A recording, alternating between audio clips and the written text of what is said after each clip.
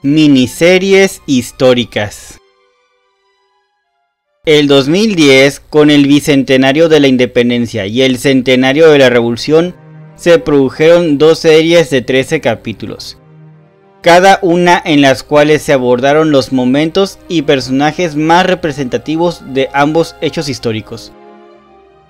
En estos años la historia también se hizo presente en el cine, con películas tales como Hidalgo, la historia jamás contada, en la cual se hacen presentes otras facetas del cura de Dolores, los cuales no son conocidos por la historia oficial. Héroes verdaderos, que fue un largometraje producido para los niños donde se cuenta de forma resumida el movimiento insurgente por medio de una familia de indígenas. Por parte de la revolución hubo una película, El Atentado, basado en el libro de Álvaro Uribe, donde trata el atentado que el presidente Díaz sufrió en las fiestas de septiembre de 1897.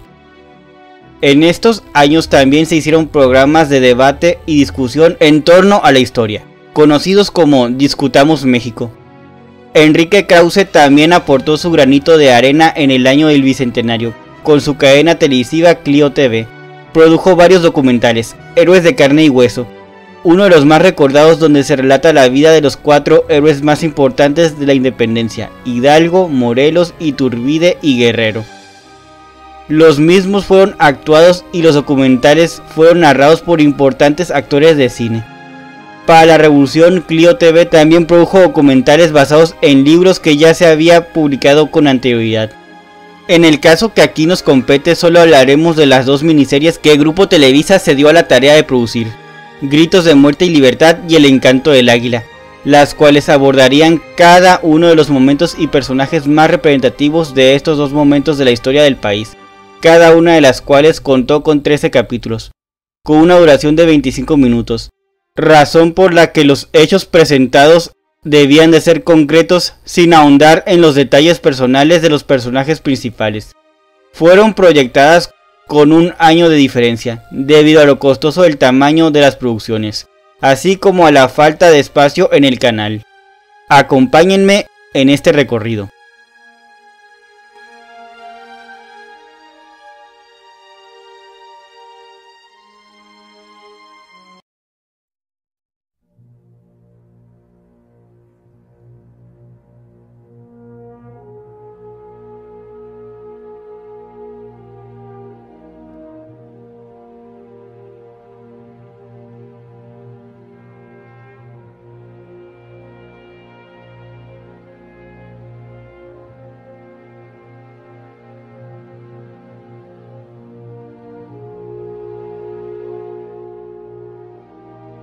El encanto del águila. Se produjo un año después del centenario de la revolución, por Bernardo Gómez, Leopoldo Gómez y Pedro Torres. Salió al aire el 15 de septiembre de 2011 y terminó emisiones el 1 de diciembre. Contó con la asesoría histórica de Héctor Aguilar Camín, Úrsula Camba y Felipe Ávila. En el transcurso del programa podemos ver la contienda presidencial de Francisco I. Madero contra Porfirio Díaz y su encarcelamiento, con lo que pierde las elecciones, por lo que inicia su lucha armada por unas elecciones democráticas y legítimas, con lo que comienza la Revolución Mexicana. Observamos algunos de los momentos claves, tales como la captura y asesinato de la familia Cerdán, la caída del gobierno porfirista, la decena trágica y presidencia de Victoriano Huerta. Se hace énfasis en las batallas entre Francisco Villa y Emiliano Zapata contra Álvaro Obregón y Venustiano Carranza, la Constitución de 1917, el asesinato de estos cuatro caudillos. Termina con la presidencia de Plutarco Elías Calles, con lo que comienza la época de las instituciones. Al igual que en Gritos de muerte y libertad, cada capítulo comienza con una introducción y acaba con una conclusión, que ayudaba a dar continuidad en el serial. En el episodio El principio del fin, aunque podemos ver cómo arrestan a Madero mientras hace su campaña electoral, es hasta que aparece la introducción donde se nos explica por qué don Porfirio dio la orden de arrestarlo.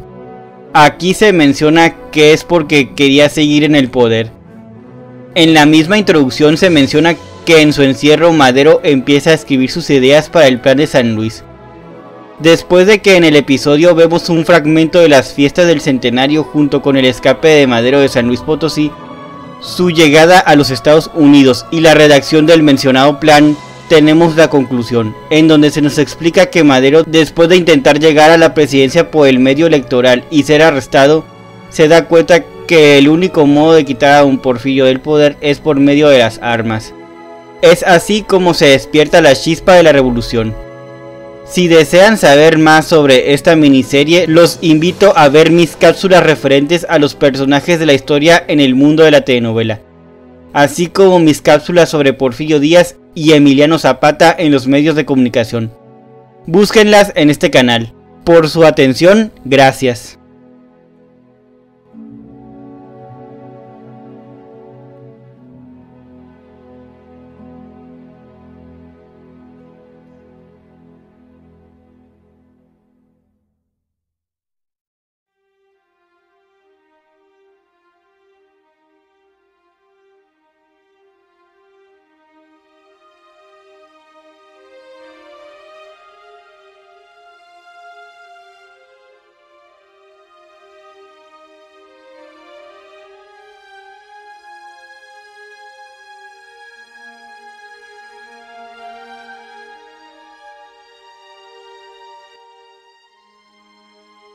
En conclusión, ambas series fueron objeto de críticas por parte de historiadores, en la forma en que fueron abordados ciertos personajes.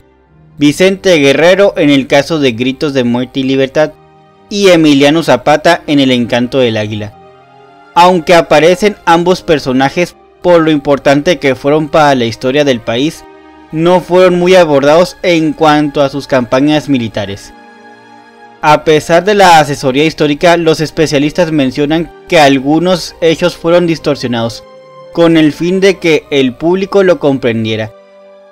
En una nota periodística del periódico El Universal, 15 de septiembre del 2010, Rogelio González Villalba, miembro de la CEDH, menciona que no es correcta la forma en que se retrató a Guerrero, ya que es un importante caudillo de la independencia.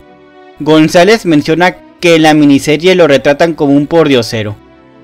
Gerardo Thor, director de ambas series, señaló: tradicionalmente nos han dibujado a nuestros héroes mediante la estampita y la monografía, cuando la realidad y las condiciones en las que vivieron fueron totalmente diferentes. En la serie tratamos de mostrarlos como realmente eran. En el periódico Milenio, Álvaro Cueva escribió: preciosa, maravillosa, divina, así es Gritos de Muerte y Libertad. Es un paquete de 10 viñetas de media hora, cada una independiente de la otra, que se enfoca a contar únicamente acontecimientos históricos con personajes que sí existieron. Estamos hablando de algo completamente nuevo para los ojos del gran público nacional, con un cuidado en los textos y la producción, como para aplaudir de pie todo el día. El Encanto del Águila sufrió críticas no solo fueron por parte de historiadores, sino también por parte de otras personas, ya que Televisa utilizó como extras a personal del ejército para darle mayor realismo a la serie. Durante las grabaciones en el Museo Nacional de Arte se reportaron daños serios a este inmueble. Felipe Ávila, investigador de la UNAM, comentó que El Encanto del Águila se hizo con el fin de despertar el interés en el público en los episodios clave del movimiento revolucionario, haciéndolo entendible, atractivo, interesante y emotivo.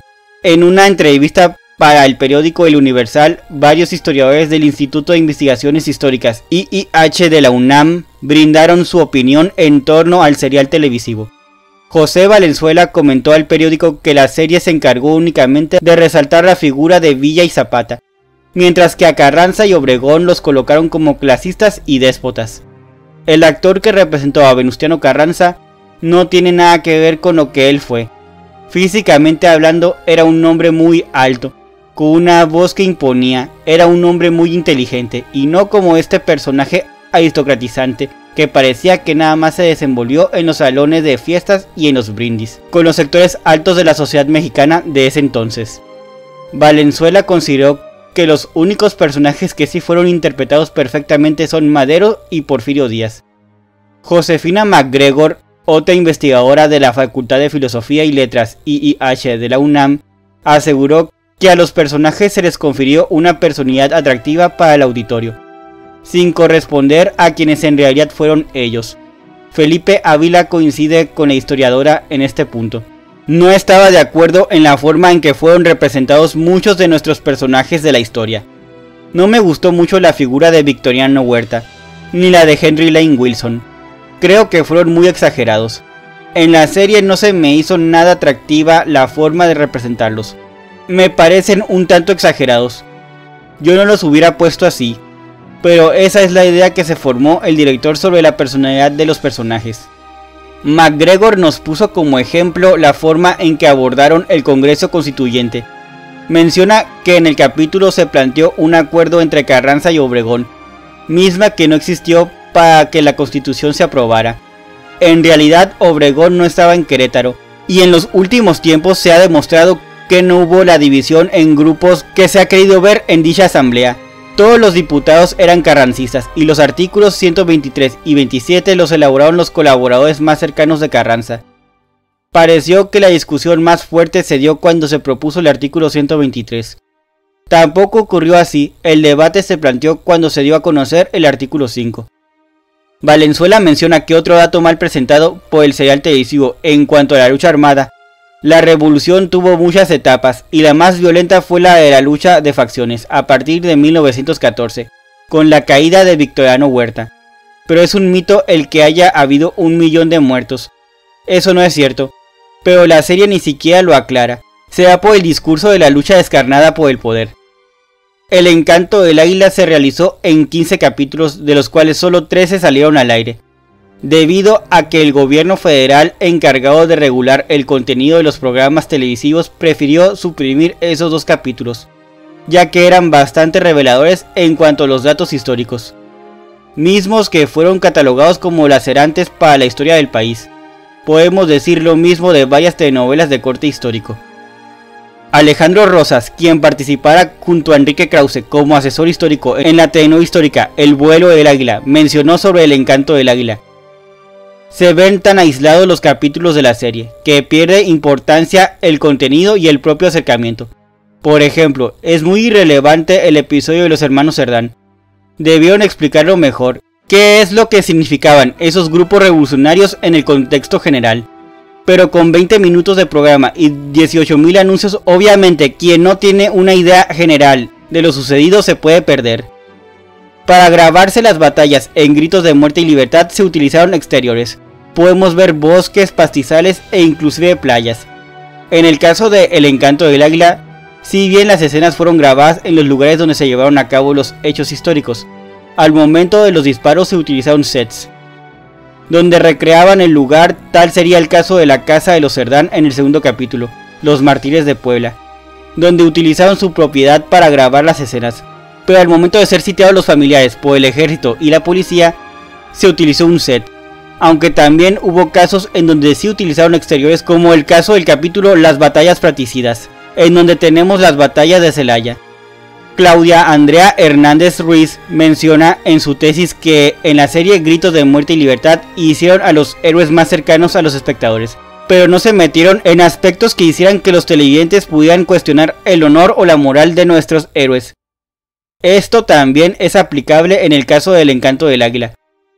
Menciona que la Comisión Estatal de los Derechos Humanos, CEDH, había calificado la serie como una distorsión grotesca y una infamia la que se hace de los héroes de la independencia.